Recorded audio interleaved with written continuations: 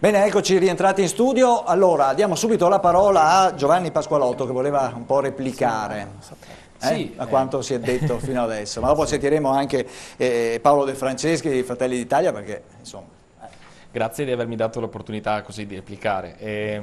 Naturalmente questa accorata critica a questa manifestazione non è una sorpresa, appunto, cioè, sapevamo che la reazione sarebbe stata questa.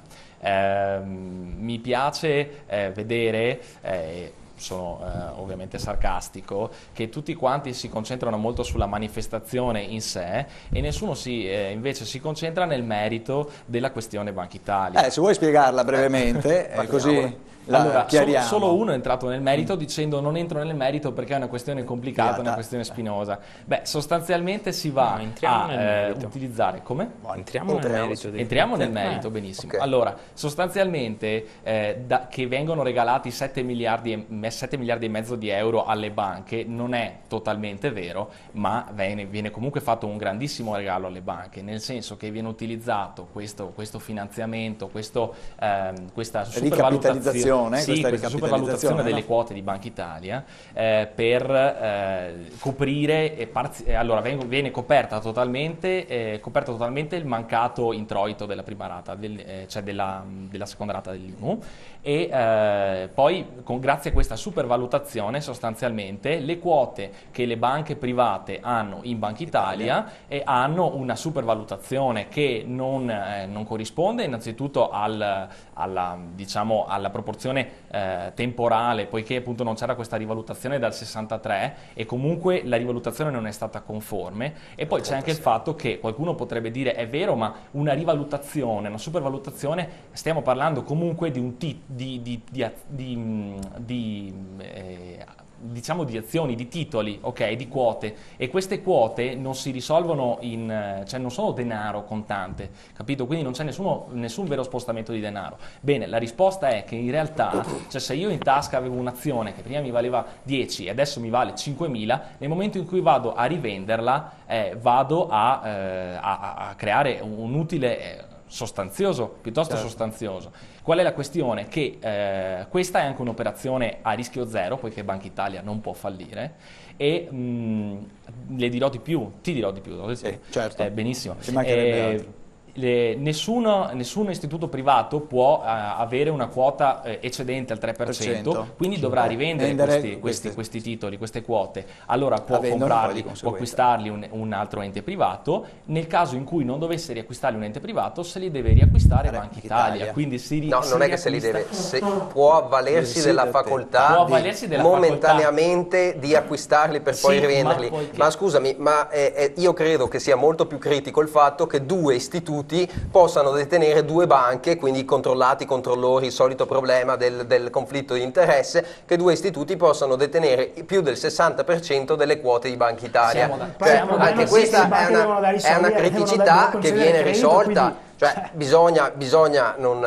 Ed in più io ho sentito dire si va a prendere, siccome Banca Italia pubblica, si va a prendere i soldi nelle tasche degli italiani per passarli alle banche. Questo lo hai detto tu stesso, non avviene, allora perlomeno mettetevi d'accordo tra di voi. No, attenzione, cioè non è una questione di incoerenza e non è neanche la questione che stai evidenziando tu, poiché siccome nessun istituto privato può detenere più del 3%, esatto, deve rivenderle queste quote. Per cui Intesa e Unicredit, che sono le due banche che detengono il 64%. Esatto. Se non le compra nessuno e non le acquista nessuno, le compra Banca Italia. Allora siamo d'accordissimo, ma io non ho mai criticato il fatto che un istituto privato debba detenere delle quote superiori al 3%, immaginiamoci anche il 60% di Banca Italia. Però non può esserci una rivalutazione di modo che poi Banca Italia se le deve ricomprare a un prezzo ovviamente molto più gonfiato. C'è tanto più anche la tassazione sul plusvalore, la tassazione che dovrebbe essere del 20% viene data al 12%, agevolata. È anche un bello sconto.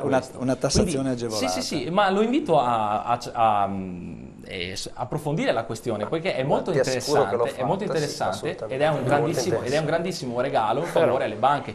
Non dimentichiamoci che siamo alle porte di una grande prova per le banche italiane sul campo internazionale, che devono sostenere uno stress test e quindi devono avere una ricapitalizzazione, una solidità di capitale interna. E in questo caso qua, ovviamente, per intesa è San Paolo, scusate, Unicredit. A chi sono in mano le banche? Ai partiti. Cioè, capito? Siamo sempre qui. Un'altra questione. Aspetta, facciamo parlare anche gli altri. Un'altra questione piccolissima sul modus operandi. Cioè, è stato criticato dicendo ma non è tanto vero, non è tanto elegante, non è tanto giusto che questi due temi restino insieme. L'ho sentito da più parti e sono ovviamente d'accordo, ma questo è un giochino che viene portato avanti e non è la prima volta che viene fatto questa cosa, perché si fa intendere all'opinione pubblica di aver salvato e risparmiato agli italiani la seconda rata dell'IMU, che è uno slogan elettorale, e poi si va e poi invece dentro c'è il decreto Banca Italia. Allora tu sei contro il decreto Banca Italia, fanno credere agli italiani che sei contro aspetta, stessa cosa col femminicidio, decreto sul femminicidio, all'interno aveva norme sulla TAV. Allora io ti voto contro le norme sulla TAV e tu mi dici che in realtà a me sta bene in quanto pentastellato perché il grillino gli va bene che si ammazzino le donne, no? È questo che si vuole far passare, cioè mettere insieme due argomenti che non c'entrano niente, ok, per poi ingannare l'opinione pubblica. È questo il giochino. Però potremmo smettere di dire cose che non c'entrano niente e cominciare a parlare dei fatti veramente. Allora, le banche vengono tassate il 12%, come abbiamo detto, e prendono delle quote di Banca Italia che, se ti fossi letto i decreti degli anni 90, tutte le banche in Italia sono diventate private. Azioni di banche private che comprano azioni di Banca Italia vuol dire che anche Banca Italia è un istituto a partecipazione statale che dal 63 era fermo a 130 milioni di lire. Certamente. Ok? Quindi 130 milioni di lire, se tu vai a fare i stress test di Berna 3, ti prendono e ti dicono non vale niente la tua banca. Cioè è molto semplice. Allora devi fare una ricapitalizzazione. La ricapitalizzazione di una banca a partecipazione dello Stato, quindi a partecipazione di tutti noi, che cosa ha fatto? Ha detto io emetto delle azioni che devono comprare le banche, perché non è che uno si inventa i soldi, e quindi sono le banche che devono comprare delle azioni. Non so se vi è chiaro, non è che è Banca Italia che dice io le compro e casomai le regalo a qualcuno, non è così. Perché sennò la Corte dei Conti avrebbe già bloccato questa cosa. Lazio, aspetta un momento, risponda il professor Armando Casa. Non è così. La Banca Italia, i proprietari di Banca Italia sono le banche private ed è un controsenso, essendo la Banca Italia il controllore delle banche, a sua volta è controllato. La cosa poi anomala, perché i partecipanti alla Banca Italia possono avere al massimo il 5%, esatto. Stranamente Banca Intesa e San Paolo hanno il 64%. Perché hanno il 64% non si è mai capito, ma sono cose italiane. Allora, cerchiamo di capire il meccanismo. Nella pancia di Banca Italia c'è ancora l'oro dello Stato, che è degli italiani. La famosa, la famigerata base aurea che ormai non serve a più. 110 milioni. Che cosa ne facciamo? Miliardi, scusa. Di chi è questa base aurea? È degli italiani. Allora, però in Italia cosa si dice? Siccome Banca Italia è sottovalutata, ed è vero, e c'ha nella pancia 7 miliardi di oro, la rivalutiamo per il valore che ha. Ovviamente questa rivalutazione del capitale va a vantaggio di chi è proprietario delle quote. Certo. E va a vantaggio casualmente di due grosse banche che hanno il 64%, che non potrebbero averlo, e quindi devono restituire queste quote alla Banca d'Italia stessa, che deve acquistarle. E può venderle solo ad altre banche. Se lei va a comprarle non gliele danno queste quote. Ma siccome non riesce a venderle a nessuna banca, perché ovviamente nessuno va a comprare le quote rivalutate, tutti sarebbero andati a comprare le quote da rivalutare quando valevano 130 milioni di euro e non 7 miliardi e mezzo, nessuno va a comprarle più. Allora cosa fa Banca Italia?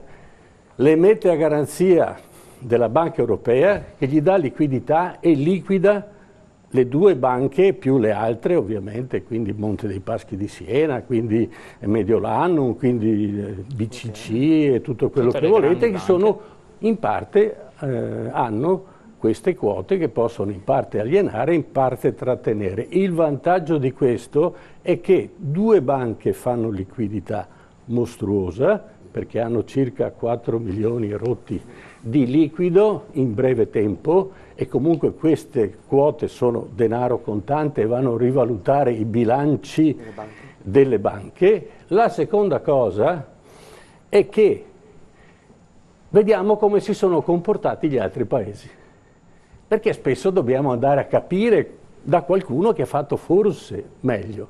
Allora in Francia, noi abbiamo solo 7 miliardi di capitale di oro rimasto, perché al tempo del governo Amato se lo sono venduto sotto banco e quindi quello che è rimasto sono solo 7 miliardi e mezzo.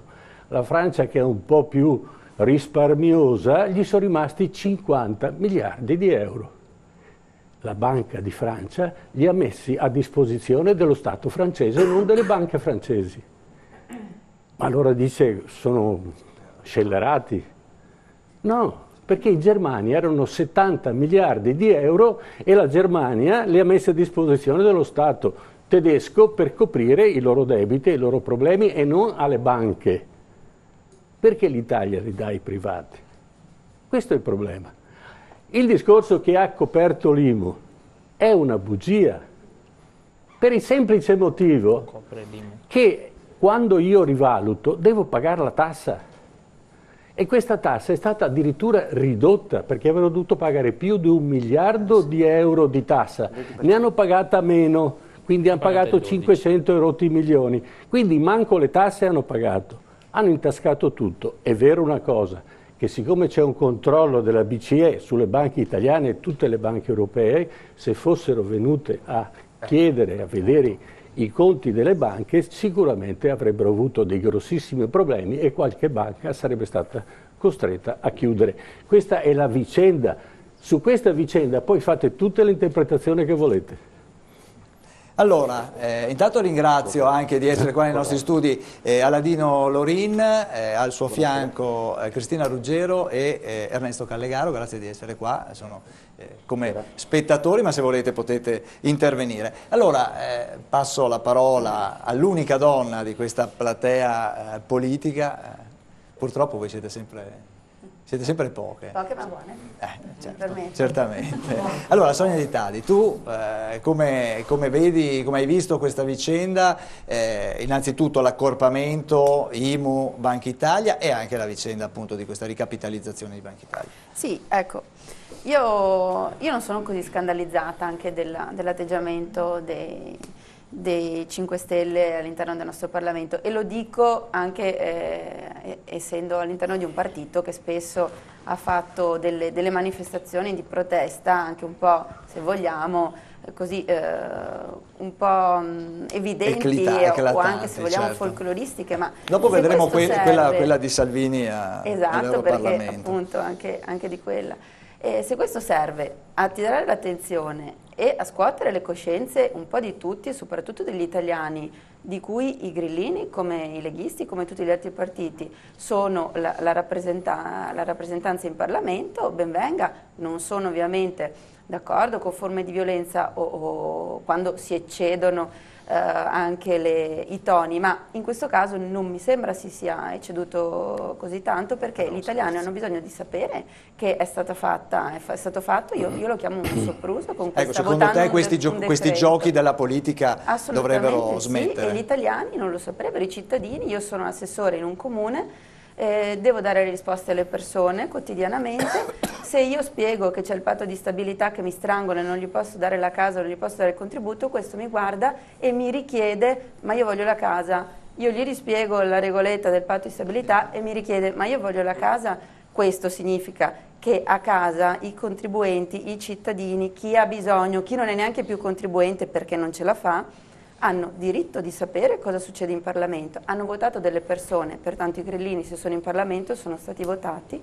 Noi siamo attualmente pochi, ma siamo stati votati, abbiamo diritto di manifestare la nostra protesta in forma più o meno evidente, ma i media effettivamente danno spazio quando ci sono anche questo tipo di forme e le coscienze si scuotono maggiormente così. Certo.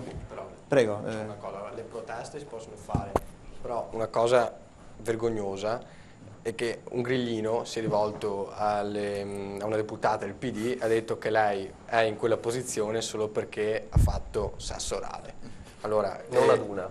A tutte le deputate presenti. Allora, la questione è questa, allora, o i grillini sono dei grandissimi maleducati oppure non sanno più cosa dire. Io opto sia per la prima sia per la seconda scelta. Roberto Bettuolo, sono provocazioni estreme, come... Ma innanzitutto in politica... io non condivido i metodi, nel senso che per indole insomma, sarei più orientato a evitare forme di violenza, perché dopo comunque l'immagine che viene fuori non è bella, i toni a me personalmente non mi appartengono. Poi però penso anche che comunque sia stato fatto un sopruso nei confronti dei cittadini italiani, cioè non si possono mettere insieme due decreti così, c'è sia l'IMU che la ricapitalizzazione di Banca Italia, cioè sono due cose che devono essere viste separatamente e valutate in maniera separata, e qui hanno delle grosse responsabilità chi ha il governo, perché non si fa una cosa del genere, secondo me non si doveva fare. E, ripeto, condanno i metodi perché non mi appartengono e non penso siano la maniera di portare avanti le cose, perché comunque sta assumendo il clima generale sempre fuori, per carità è già teso, e loro che dovrebbero essere in qualche maniera il simbolo del Parlamento, della gestione dello Stato, sicuramente non danno un buon esempio, ma un buon esempio non viene dato in questo momento neanche dal governo, che in situazioni così delicate doveva dare una visibilità e anche saper scindere le due cose, perché così non va bene. Bene, allora Giovanni Pasqualotto, ti ho già fatto parlare prima, diamo la voce al tuo vicino di banco, di poltrona, Alessio Zanon. Tu sei venuto su da Roma oggi, che aria si respira? Ma io volevo solo dire che se il metodo attuato alla Camera dei Deputati dal Presidente Boldrini non è ortodosso, però il risultato ha portato che gli italiani non si trovassero a dover ripagare una tassa iniqua e una tassa crudele veramente. Io mi auspico che il Movimento 5 Stelle li faccia tutti i giorni queste cose, così finalmente il cittadino italiano si renda conto di cosa ha mandato e anche loro faranno la fine che merita di essere decimati e finalmente in questo paese potremo fare la politica in maniera diversa. Mi fa anche sorridere il giovane della lista di Pietro, che loro vanno a puntare il dito contro il Movimento 5 Stelle quando loro hanno portato l'impeachment regolarmente ogni 6 mesi quando erano al governo con il centrosinistra. Ma questa è storia. Diciamo che non mi sono scandalizzato di quello che hanno portato nel decreto sulle banche, perché era da farsi. Poi se vogliamo discutere che fine fanno questi soldi, siamo qua e il professore l'ha ampiamente illustrato. Però non mi scandalizza affatto, dobbiamo essere anche noi in grado di poter avere delle banche solide e delle banche in grado di competere con le altre. Sta al legislatore e alla banca centrale controllare ora e mettere in condizione queste banche di riportare i soldi a chi ne ha bisogno veramente. Perciò non mi scandalizzo né quello che fa il Movimento 5 Stelle, che mi auspico che lo faccia tutti i giorni perché è un metodo, ormai è un metodo. Facciamolo. Vorrei vedere domani Forza Italia, quando si voterà al Senato sulla proposta del Presidente Grasso, faccia altrettanto. Adesso bene. parliamo anche di quello, perché su questo punto siamo pronti. Si è ricompattato tutto il centrodestra, tutte le divisioni sono scomparse, Popolari per l'Italia, Nuovo Centrodestra, UDC, tutti quanti si sono schierati, hanno protestato. Come? Tutti uniti per il leader, dicevano. Certo, certo. Però io volevo introdurre anche Paolo De Franceschi, perché anche voi avete manifestato, all'inizio si vedeva una bandiera italiana, era uno dei vostri. La bandiera italiana e il cartello corrotti era tenuto dal nostro onorevole Fabio Rampelli, e che comunque ha inteso manifestare il nostro senso di opposizione a questo governo, che è sempre stato espresso, e a giudizio di questo governo di larghe intese, che è nato sotto un'egida con qualcuno che addirittura ci aveva promesso che l'IMU non si sarebbe applicata, e hanno usato comunque da sempre dei sotterfugi per fare passare comunque dei decreti ad uso e consumo loro, quindi per privilegiare lobby amiche. Uso i termini che la nostra leader Giorgia Meloni ha usato in Parlamento, quindi definendo questo decreto una porcata, Ok, una porcata che perché? Perché comunque il decreto per la Banca d'Italia è stato camuffato dietro all'IMU proprio pensando che l'italiano non se ne accorgesse, che passasse comunque un regalo a queste lobby, a queste banche. È un regalo perché comunque si è effettuata una ricapitalizzazione da 156 milioni di capitale di una SPA che non ha diritto privato. Ok? Ci sono le banche, ha rivalutato il capitale, un capitale che comunque genererà come quota annua 450 milioni di dividendi a favore di queste banche, che comunque hanno le casse vuote. Quindi abbiamo trasformato una banca che noi volevamo fosse nostra, visto che comunque ha una riserva aurea che è degli italiani, dovrebbe essere un organo di controllo che è controllato da chi deve essere controllato, quindi altrettanto, secondo me, un'idiozia, e nello stesso tempo anche proprio pensando che l'italiano non se ne accorge perché deve fare. Abbiamo un governo che per 1 milione di euro su un PIL e su un gettito che ha di parecchie centinaia di miliardi, ogni volta va a farla questa sulle tasche degli italiani, e questo assolutamente non è un buon modo, cioè siamo a livello di persone che stanno iniziando a fare un'impresa, cioè se un imprenditore agisse così, va in cerca dei 1000 euro perché oggi mi mancano i 1000 euro e non guarda il suo gettito totale, questo non ci siamo. Quindi la porcata rimane, l'IMUS si voleva dare una risposta come servizio agli italiani, perché sono gli italiani che fanno il servizio al governo, ok? E la politica dovrebbe essere un servizio agli italiani, proprio per questo doveva essere l'IMU trovato, risolto, perché è un problema sicuramente marginale, mentre hanno camuffato l'IMU davanti a tutti all'interno di una decisione che poi è stata anche comunque ghigliottinata la possibilità di essere opposizione, di argomentare, quindi di fare il nostro lavoro e quindi di generare queste cose. Non ultimo, queste quote che sono state date a delle banche private, ricordiamoci che possono essere cedute anche dalle banche straniere. Quindi, che se ne dica la BCE, chiediamoci a chi appartiene. Abbiamo le banche straniere che controllano comunque o potenzialmente potranno controllare anche la nostra banca. Grazie. Adesso andiamo dall'altra parte, esattamente, volevo andare da Giorgio Peretti che non è ancora intervenuto, dell'Italia dei Valori. Vi hanno tirato in ballo anche per quanto riguarda la questione dell'impeachment e delle iniziative di protesta. Certo.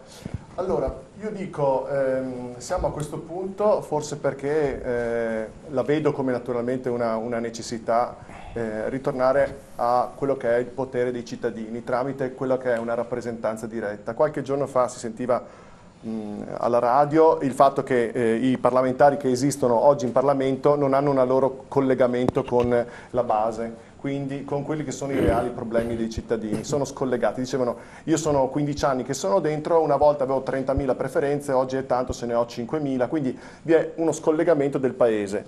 Perché dico questo? Perché quelle che sono delle battaglie che dovrebbero essere fatte da un paese democratico si ritrovano poi a dover fare i conti con quello che sono le vere necessità, e le vere necessità non vengono portate avanti effettivamente, ma da delle lobby. Quello che troviamo oggi in Parlamento sono delle persone che sono state elette grazie a dei partiti. Queste strutture naturalmente portano a quello che è uno strumento che porta non qualità in Parlamento, e vediamo effettivamente che i temi che vengono trattati non sono all'altezza. Il problema di base, cioè dell'IMU e naturalmente delle banche, nasce da che cosa? Da quello che sono degli slogan che vengono portati avanti e che non trovano un riscontro. Noi vediamo i cittadini, siamo a contatto con io stesso, dico avrei preferito pagare un IMU certo che restava nel territorio, che restava nel mio comune, che veniva utilizzata per delle opere locali, e non avremmo avuto poi questi altri problemi che si vanno a susseguire. Il fatto di avere dei cavalli di Troia per poi inserire dentro l'aiuto alle banche. Scusi, ma forse lei non ha una casa perché è il primo italiano che sento che voglia pagare l'IMU. No, non è vero, forse tu non ce l'hai. Ma forse allora, lei è l'unico che se tu pagare. non parli con i cittadini, forse magari non ti rendi conto. Io sono consigliere di quartiere, mi relaziono con dei miei coetanei che naturalmente e delle persone in difficoltà che dicono avrei preferito pagare e sapere che i soldi restano qui. Tutto quello che viene dopo è qualcosa che è artificiale, cioè stiamo vivendo in un mondo che probabilmente non è la realtà. Cosa mi trovo io a risolvere i problemi? I problemi quali sono? Oggi il problema della gente è arrivare a fine mese e a confrontarsi con l'imprenditore che non trova i soldi, quindi anche queste banche che non vengono incontro all'imprenditore. È un cane poi che alla fine si morde la coda. Se noi ci rendiamo conto che il lavoro si crea grazie all'impresa e fino adesso per l'impresa si è fatto poco o niente, dove vogliamo andare a creare questi posti di lavoro e avere il potere di spesa dei cittadini? Mi sembra tanto che dietro c'è un'orchestra che cerca di svendere i beni pubblici, i beni di famiglia, i gioielli di famiglia perché ci sono altri interessi. Non si poteva fare altrimenti se non in questa situazione di crisi. Ora, dobbiamo, pensando a quello che è successo in Parlamento, l'operazione diciamo così, di contestazione forte. Allora, io ritengo che ci sono degli strumenti democratici e gli strumenti democratici servono per poter portare a casa dei risultati. Faccio un piccolo esempio. L'Italia dei Valori ha depositato 100.000 firme per quello che è la ludopatia, il gioco d'azzardo. Padova ne ha portate 2.000. Questo è stato un risultato che ha portato naturalmente questo referendum popolare con un percorso democratico a un risultato importante perché la gente si è resa conto che si possono, tra virgolette, rompere certi meccanismi in maniera democratica. È un tema sostenuto anche dal Movimento 5 Stelle. Questo certo, allora io dico, il Movimento 5 Stelle, molti dei temi che sono naturalmente del Movimento 5 Stelle, ci ha visto nella storia assieme. Però noi forse non lavoriamo in questa maniera, cioè con una contestazione, noi entriamo nel merito dei problemi. Io per quanto riguarda l'amministrazione, per esempio, dico, come amministratore da 10 anni che faccio il consigliere di quartiere, dico, per portare avanti un risultato c'è tanta fatica da fare, non è che con la contestazione riesci a portarla a casa, bisogna lavorare all'interno di un'amministrazione e cercare di farlo dall'interno, quindi la presa di responsabilità delle persone è fondamentale e se vogliamo naturalmente governare un paese, se no possiamo fare altro. Ecco, e volevo dire un'ultima cosa. Rapidamente perché ho un telespettatore in linea. Sì, benissimo. Allora, io dico, è fondamentale, come diceva Gramsci, tornare a essere partigiani, cioè prendere una posizione, interessarsi, non delegare, perché diceva, 100 anni fa quasi, ma mi pare attualissimo, che se la gente si disinteressa, arrivano a esserci delle leggi che solo i movimenti di massa e quindi le rivoluzioni possono togliere. E quindi a maggior ragione chiedo a tutti i cittadini, proprio su questa base, su questa maggiore, diciamo così, problematica, che è una problematica comune, di prendersi carico, di informarsi e cercare l'informazione. Infatti si sono informati e vi abbiamo mandato a casa con questi discorsi qua. Un attimo solo che sentiamo il telespettatore che abbiamo in linea. Scusate, diamo la voce anche a chi ci sta seguendo da casa. Buonasera, da dove chiama il suo nome per cortesia? Gianfranco, chiamo da Padova. Il signor? Gianfranco. Gianfranco, prego signor Gianfranco. Allora, io volevo dirle questo, io faccio parte della Confeder Contribuenti. Allora, c'è una situazione di questo tipo, io sono molto esterrefatto da questa difesa a oltranza che fanno molti delle banche. Facciamo presente che le banche hanno sottratto 400 miliardi fra anatocismo e usura e hanno portato praticamente al suicidio una infinità di imprenditori. E continuamente si vede questo stillicidio che sta portando alla rovina a questo paese, perché continuare a foraggiare queste banche che hanno fatto di cotte e di crude che e hanno ridotto il paese, perché molti di loro sono responsabili di questo, è una cosa inverosimile. Cioè, vi rendete conto? Hanno sottratto 400 miliardi in tutta Italia con anatocismo e usura. Ci sono centinaia di migliaia di cause. Ora, se, come voi sapete, anche da 3 anni è stata aperta un'inchiesta per Mazzoli, per Passera, eccetera, per i titoli spazzatura, vengono i derivati, i classici derivati, eccetera, eccetera.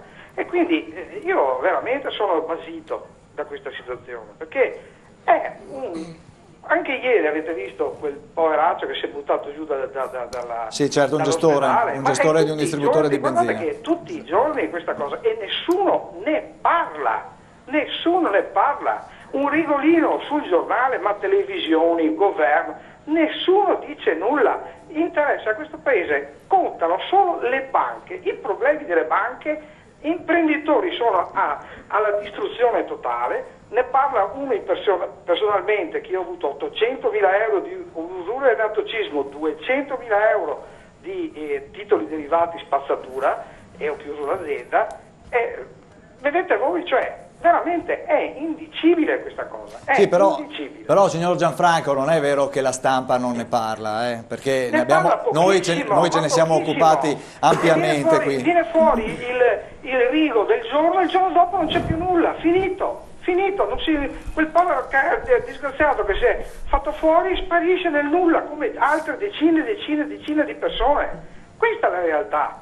La realtà è questa, i governanti se ne fregano degli imprenditori, della povera gente. C'è gente che tutti i giorni come Equitalia perde le case, gli portano via tutto.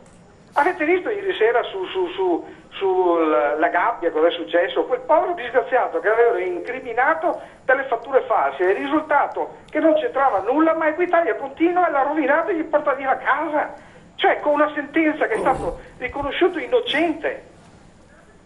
Grazie. Quindi rendiamoci conto in che paese siamo, ma in che paese siamo, io mi chiedo, in che paese siamo? Bene, grazie signor Gianfranco, grazie del suo intervento. Allora andiamo un attimo in pubblicità, poi ritorniamo e cercheremo di capire in che paese siamo allora. A tra poco.